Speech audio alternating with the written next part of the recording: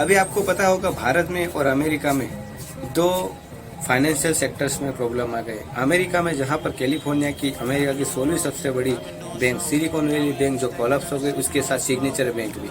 और इसके कुछ दिन पहले यहाँ इंडिया में दोस्तों अदानी ग्रुप्स पर एक रिपोर्ट आई थी हिंडनबर्ग, जिसकी वजह से अदानी ग्रुप के सारे शेयर धड़ाम हो गए और इसकी वजह से बहुत सारे लोगों को नुकसान भी हुआ।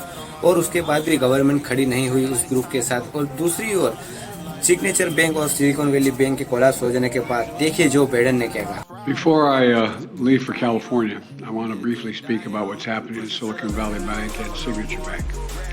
Today, thanks to the quick action of my administration over the past few days, Americans can have confidence that the banking system is safe. Your deposits will be there when you need them. Small businesses across the country, the deposit accounts at these banks can breathe easier knowing they'll be able to pay their workers and pay their bills. And their hardworking employees can breathe easier as well.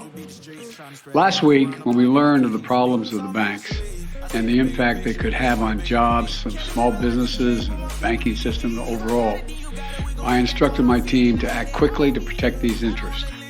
They've done that. They've done that.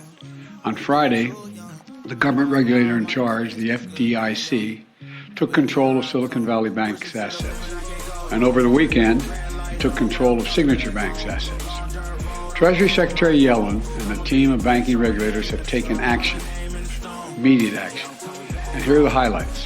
First, all customers who had deposits in these banks can rest assured they'll be protected and they'll have access to their money as of today.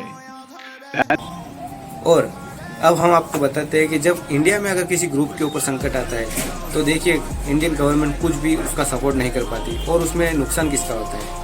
आम लोगों का, जिन लोगों ने stocks में निवेश किया हुआ होता है या फिर रियलिटी सेक्टर में निवेश किया हुआ होता है। इंडिया में कोई प्राइवेट सेक्टर अगर डूब भी रहा होता है तो यहाँ की गवर्नमेंट सपोर्ट इसलिए नहीं कर पाती क्योंकि यहाँ का जो अपोजिशन सिस्टम है वो बिल्कुल ख़राब है। वो देश की नहीं, वो अपनी रोटी सेकने के लिए दोस्तों गंदी राजनीति करता है। जैसे देखिए अदानी ग्रुप्स के बारे में जो ये है कुछ पॉलिटिकल नेता क्या क्या बोलते हैं। अदानी जी हैं, ये किसी भी बिजनेस में घुस जाते हैं।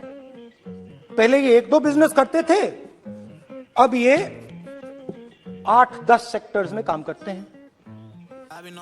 Airports, data centres, cement, solar energy, wind energy, aerospace and defence, consumer finance, renewables, media.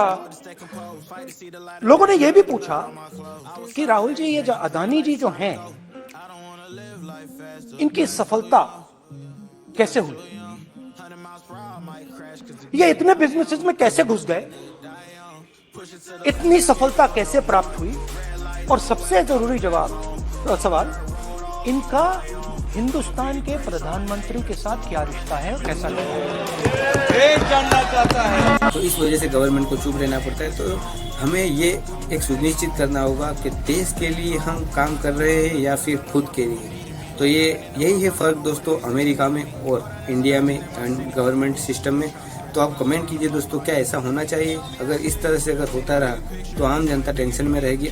Government अगर साथ में खड़ी रहेगी किसी भी सेक्टर के साथ तो लोगों का टेंशन भी कम रहेगा और जो लोगों ने पूंजी लगाई वो भी एक सुनिश्चित रहेगी दोस्तों। ऐसा बोलने से पहले ये नेता लोग जरा सा भी नहीं सोचते दोस्तों, क्योंकि उनको ये पता होना चाहिए कि हम जिस के बारे में बात कर रहे हैं शायद वो कितने लोगों को एम्प्लॉयमेंट देता है। तो ऐसी बकवास बातों करने से पहले कुछ सोचना चाहिए। अगर मोदी जी या कोई गवर्नमेंट अगर है किसी बिजनेसमैन के साथ तभी तो डेवलपमेंट हो रहा है दोस्तों, तभी तो लोगों को जॉब मिल रही है।